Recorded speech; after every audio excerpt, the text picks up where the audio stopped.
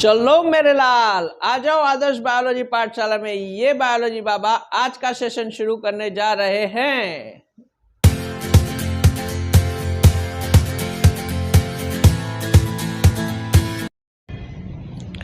Hello students, चलिए आज से हम एक नया सेशन स्टार्ट कर रहे हैं, जेनेटिक्स। तो जैसे कि आपको पता है कि 12th स्टैंडर्ड में जेनेटिक्स जो दो चैप्टर हैं, चैप्टर नंबर 5 और चैप्टर नंबर 6, उनका बहुत ही हाईएस्ट वेटेज है और इम्पोर्टेंट भी इतने हैं। मार्क्स वाइज में इम्पोर्टेंट आपको नहीं बता रहा, मैं आपको कंसेप्ट वाइज भी बता रहा हूँ, क्योंकि आगे आप 12th के बाद ग्रेजुएशन करोगे, पोस्ट ग्रेजुएशन करोगे, PhD भी शायद करोगे। तो उस प्रोफेशन में ये जो बेसिक कंसेप्ट हम सीखने जा रहे हैं वो आपको सीखने बहुत ज़रूरी है।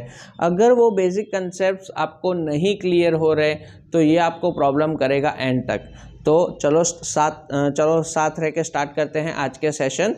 दैट इज़ जेनेटिक्स के जो 2 चैप्टर है वो आज से हम पढ़ाना शुरू करेंगे। जो 5th चैप्टर है उसका हेडिंग है principal of inheritance and variation. तो आइए स्टार्ट करते हैं। That is chapter number 5 given in your NCERT book, principle of inheritance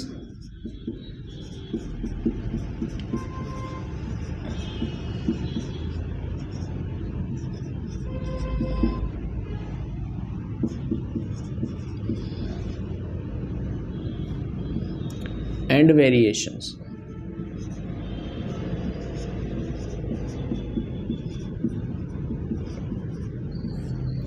lecture start करते ही मैं आपको फिर से एक बार रिमाइंड करवा देता हूँ कि अगले लेक्चर्स में भी मैंने आपको बताया है, आज फिर से बता रहा हूँ कि NCERT का कंटेंट वो बहुत ही इम्पोर्टेंट है, वही भगवान है बोर्ड में अच्छे मार्क्स लाने के लिए भी और नीट में अच्छी तरह स्कोर करने के लिए भी। लेकिन उसे पढ़ने का एक अप्रोच है, एक मेथड है। आप अगर YouTube लेक्चर देख रहे हैं तो YouTube लेक्चर को ध्यान से देख के उसमें से नोट्स बनाइए, वो नोट्स पढ़िए। उसके बाद 2 बार, मिनिमम 2 बार कह रहा हूँ मैक्सिमम तो 4 बार आप NCERT पढ़िए, लाइन टू लाइन, अंडरलाइन कीजिए, हाईलाइट कीजिए। जो पॉइंट्स आपको ठीक से इंपॉर्टेंट लगे या जो टर्मिनोलॉजी आपको समझने में और बेटरमेंट चाहिए वो कमेंट करके भी आप पूछ सकते हैं। तो वो टर्म्स आप क्लियर कीजिए, फिर आप NCERT पढ़ने के बाद अपने क्वेश्चन आंसर्स प्रिपेयर करिए, या तो जो भी रेफरेंस मटेरियल आप यूज़ कर रहे हो उस हिसाब से आप पढ़िए। तो आइए स्टार्ट करते हैं principal of inheritance and variation. तो इनहेरिटेंस और वेरिएशन की जो बात है उसमें फर्स्ट टर्म जो हमें क्लियर करना है वो है heredity. What is heredity? Heredity की डेफिनेशन हमें आना बहुत ज़रूरी है। हेरिडिटी की डेफिनेशन आना बहुत ज़रूरी है। तो इस डेफिनेशन को हम कहेंगे the transfer of characters, the transfer of characters from parents to offspring is known as heredity, is known as heredity। आते हैं नेक्स्ट पॉइंट पे कि हेरिडिटी का जो कंसेप्ट है वो एग्जैक्टली किस पे बेस्ड है।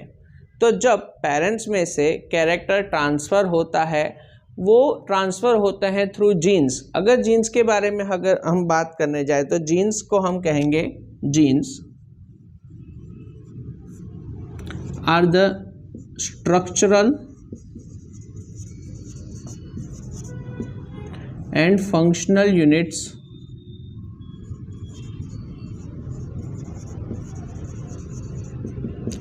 of DNA, या कह सकेंगे इनहेरिटेंस। DNA के वो फ्रेगमेंट्स जो कोई कैरेक्टर को रिप्रेजेंट करते हैं या कैरी करते हैं फ्रॉम पेरेंट्स टू ऑफस्प्रिंग, उसे हम कहेंगे jeans.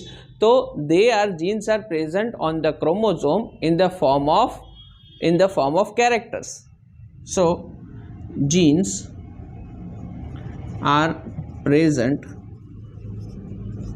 on the chromosomes.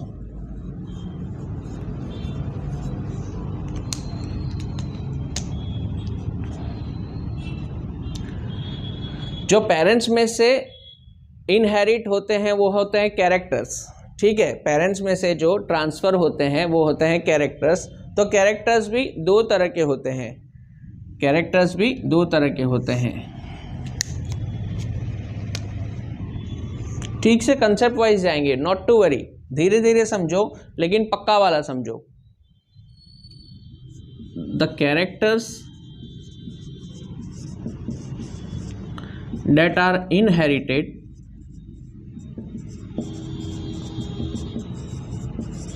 are of two types: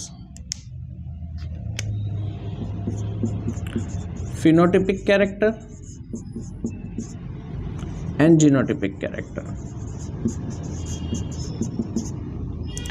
Phenotypic characters are morphological characters that we can observe on in any living organism. That morphological characters.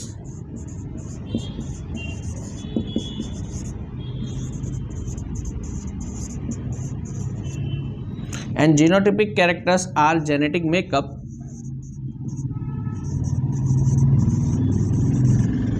of living organism.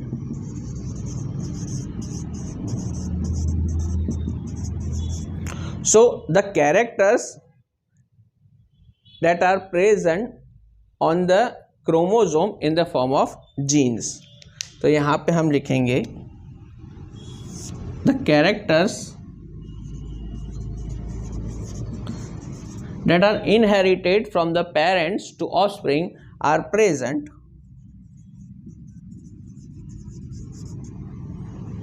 on the chromosome in the form of genes. ये देखिए यहाँ से जो यहाँ तक content लिखा हुआ है उसका ये कंक्लूजन है।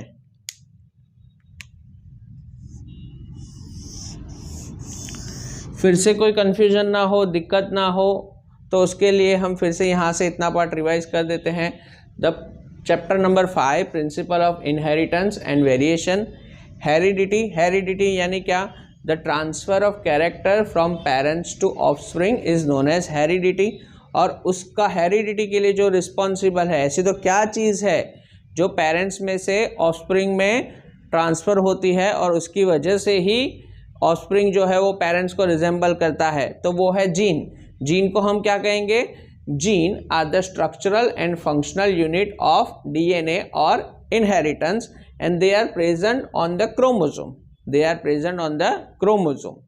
The characters that are involved, अब यहाँ से दूसरा पार्ट लेते हैं। The characters that are inherited are of two types, that is phenotypic and genotypic.